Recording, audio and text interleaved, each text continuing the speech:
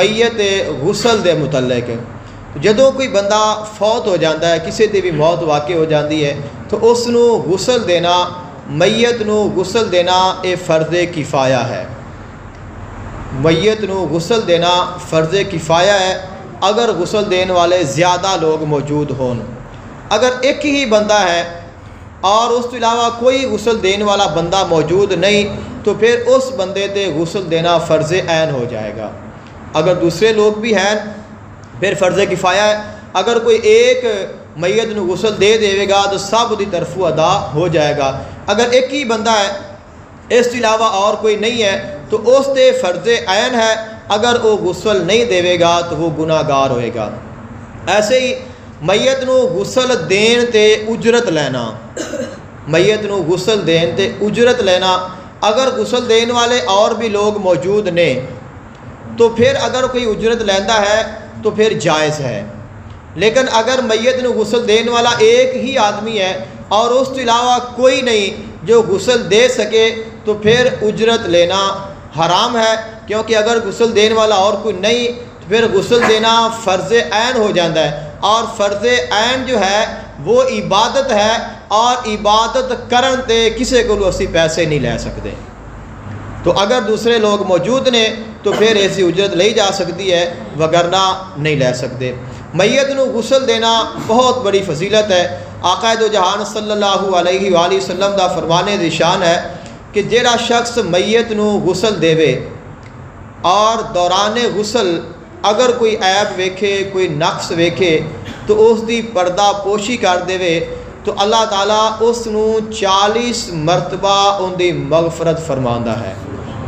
کہ اللہ تعالیٰ 40 کبیرہ گناہ اس بندے دے معاف کر دیندہ ہے کہ 40 مرتبہ اللہ تعالیٰ اس بندے دی مغفرت فرماندا ہے جیڑا میت نو غسل دیندہ ہے اور اس کا کوئی عیب یا نقص کسی دے سامنے بیان نہیں کرتا آقا علیہ السلام نے فرمایا کہ جو شخص میت نو کفن پہناوے اللہ تعالیٰ اس نو جنت وچ باریک قیمتی اور ریشمی لباس پہناوے گا اندازہ لگاؤ کہ صرف لباس پہنانا ہے کفن پہنانا ہے میت نو اور اتنا ثواب ہے اگر کوئی صاحب عصیت ہوئے کوئی غریب فوت ہو جائے تو اگر وہ اس نو کفن لے کے دے اللہ تعالیٰ اس نو کتنا اجر عطا فرمائے گا صرف پہنان دا اتنا ثواب ہے کہ اللہ تعالیٰ اس نو باریک دبیز اور ریشم دا جو لباس ہے اللہ تعالیٰ اس نو جنت وچ پہنائے گا آقا علیہ السلام نے فرمایا کہ جو شخص میت دے واسطے قبر بناوے اور قبر وچ اس نو دفن کر دے تو اللہ تعالیٰ اس شخص نو اینا اجر عطا کرتا ہے کہ جویں کوئی بندہ کسے نو مکان لے کے دے مکان بناوے مکان بنا کے اس نو دے اور قیامت تک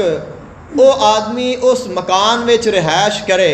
تو اللہ تعالیٰ اس بندے نو کتنا اجر عطا فرماتا ہے اللہ تعالیٰ ان دی مثل اس نو اجر عطا فرماتا ہے جڑا کسے دے واسطے قبر بنا کے اس نو دفن کر دیتا ہے کہ ہمیشہ اللہ تعالیٰ اس دے واسطے ایسا اجر و ثواب جاری فرما دیتا ہے جو اس نو قیامت تک ملتا رہتا ہے آقا علیہ السلام نے فرمایا کہ خوشخبری ہے اس بندے دے واسطے کہ جڑا میت نو غسل دے اس نو کفن پہناوے اور اس دی قبر بناوے یا اس نو غسل دین دے وچ کفن پہنان دے وچ قبر بنان دے وچ یا دفنان وچ شریک ہو جاوے یعنی اگر تسی اس نو غسل نہیں دے سکتے کفن نہیں پہنا سکتے یا اس کی قبر نہیں بنا سکتے دفن نہیں کر سکتے تو انہاں دے نال شامل ہو جاؤ تو اللہ تعالیٰ دونوں پھر بھی اجر و ثواب عطا فرمائے گا آقا علیہ السلام نے ارشاد فرمایا کہ جس شخص نے مردے نو غسل دیتا اور غسل دین تو بعد اس نو کفن پہنایا کفن پہنان تو بعد اس نو خوشبو لگائی خوشبو لگان تو بعد پھر اس دے جنازے نو کندھا دیتا کندھا دین تو بعد پھر اس دی نماز جنازہ ادا کیتی نماز جنازہ ادا کرن تو بعد پھر اس نو قبر میں جا کے دفن کر دیتا اللہ تعالیٰ اس بندے نو گناہاں تو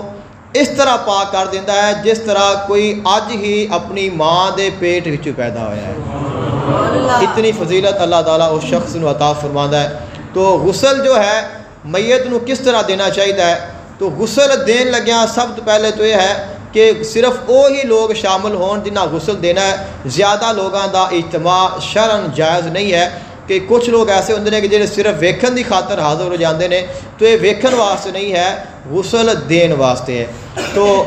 کچھ چیزاں ایسیاں نے کہ جہاں ساڈے کول آندیاں نے لیکن اسی انہاں نو استعمال نہیں کرتے، یا سانوں انہاں دے استعمال دا پتہ نہیں ہوندا۔ جس طرح جدوں اسی سامان لینے ہاں تو سامان لین دے واسطے اگربتیاں آندیاں نے، تو سانوں یہ نہیں پتہ ہوندا کہ اسی اگربتیاں نو استعمال کتھے کرنا ہے۔ میں مختصر کر دینا، ٹائم اپنا ہون والا ہے، تو کوشش کرا جائے کہ چیزاں نو ذہن چ رکھ لیا جائے۔ اسی سب تو پہلے غسل دین دے واسطے جو تختہ ہے پھٹا ہے اس نو لے جانا ہے، اس نو صاف کرنا ہے، اس نو دھو دینا ہے۔ دھون تو بعد اسی اگربتی سلگانی ہے۔ اگربتی سلگان تو بعد اس جس جگہ تے اساں غسل دینا ہے اس پھٹے نو 3 دفعہ 5 مرتبہ اساں اس نو اگربتی دے نال معطر کرنا ہے، خوشبو دینی ہے۔ خوشبو دین تو بعد پھر اساں اسی ہی جگہ تے اگربتی ایک سائڈ تے لگا دینی ہے تاکہ وہ جیڑی جگہ ہے وہ خوشبودار رہے۔ پھر اساں اس بندے نو جس نو غسل دینا ہے اس نو پھٹے تے لایا ہونا ہے، اور اس دا جڑا لباس ہے اتارن تو پہلے اندر تے ایسی چادر ڈالنی ہے کہ اگر مرد ہے تو ناف تو لے کے گھٹنیاں تک اس کا جڑا جسم ہے وہ نظر نہ آئے، اور اس نو دیکھنا بھی نہیں، کیونکہ زندہ مرد دا یا مردہ مرد ہے اس دا ستر دونوں دا دیکھنا حرام ہے، اور اُنہ ہی گناہ ہے جنہ اسی کسی زندہ نو ویکھاں گے، اور اُنہ ہی ہے کہ جگہ اگر کسی مردہ نو ویکھنے ہیں۔ تو اس دا وہ حصہ جڑا چھپا دینا ہے، لباس اس دا اتارنا ہے۔ لباس اتارن تو بعد اساں اس نو وضو دی طرح مکمل وضو کرانا ہے، جس طرح زندہ دا وضو ہے ان دے ہاتھ دھونے نے۔ ہاتھ دھون تو بعد جو انسان فوت ہو چکا ہے اس دی کلی اور نک دے وچ پانی نہیں ڈالیا جا سکتا۔ کچھ لوگ ایسے بھی ہیں کہتے ہیں کہ جی کلی کرا دیو، نک وچ پانی پا دیو، تو شرعن اس کی اجازت بھی نہیں ہے اور اس کی ضرورت بھی نہیں ہے۔ زیادہ تر یہ ہے کہ روئی یا کپڑے نو گلا کر کے اس کے ہوٹھاں تے، اگر اس کا منہ تھوڑا کھلا ہے تو اس کے دانتاں تے نہ لگا دیو، نہیں تو اس کے ہوٹھاں تے نہ لگا دیو، اور اس کے نک دے وچ 2-3 دفعہ سنت ہے اس نو پھیر دیو تاکہ وہ جڑی سنت ہے وہ مکمل ہو جائے۔ اس بعد ان کا چہرہ دھونا ہے، اس کی سجا بازو، پھر اس کا کھبا بازو، پھر اس کا سر دا مسح کرنا ہے، پھر اس کا سجا پیر اور پھر اس کا کھبا پیر۔ اس تو بعد اساں جو میت ہے اس نو تھوڑا جا کھبی سائڈ کی طرف اسی اس نو پھیرنا ہے، یعنی کہ جڑی دائیں سائڈ ہے اس نو تھوڑا جا اوپر کرنا ہے، اور اس تے سر تو پانی شروع کرنا ہے اور پاؤں دے ناخن تک اسی پانی ڈال دینا ہے۔ پھر اس نو لٹا کے اس کی جڑی کھبی سائڈ ہے اس نو اوپر کرنا ہے، سجی سائڈ اس نو پھیر کے پھر اس سائڈ تے سر تو لے کے پاؤں دے ناخن تک اسی اس تے پانی بہانا ہے، اس کے سارے جسم تے اچھی طرح پانی بہہ جائے،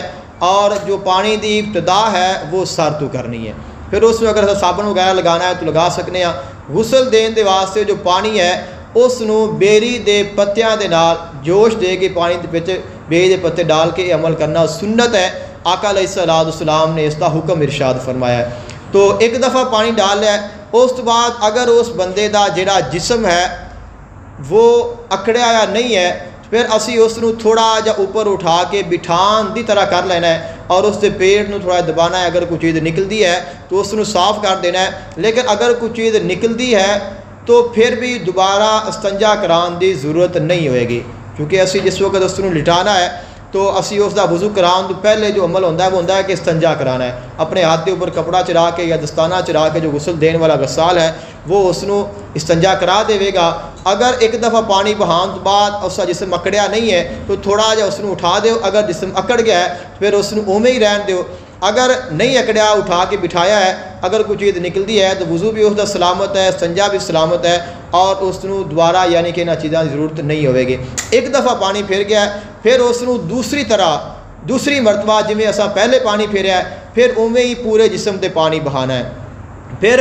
جو غسل ہے وہ 3 مرتبہ پانی بہانا یا 5 مرتبہ سنت ہے، تو 3 مرتبہ بہتر ہے۔ پہلے دو جڑے پانی نے وہ بیری دے پتیاں والا پانی ایسا استعمال کرنا ہے، اور جو تیسری مرتبہ ہے ساڈے کول جہاں مشک کافور ہوندی ہے، ٹکڑیاں ہوندیاں نے یا اسی ویسے لے آنے ہیں تو انہاں نو توڑنا ہے، توڑ کے انہاں نو پانی وچ مکس کرنا ہے، اور جڑا آخری اور تیسری دفعہ غسل ہے جو پانی پھیرنا ہے وہ کافور والا پانی جڑا ہے وہ اندر جسم تے بہانا ہے تاکہ اندر جسم وچ مزید خوشبو آنا شروع ہو جائے،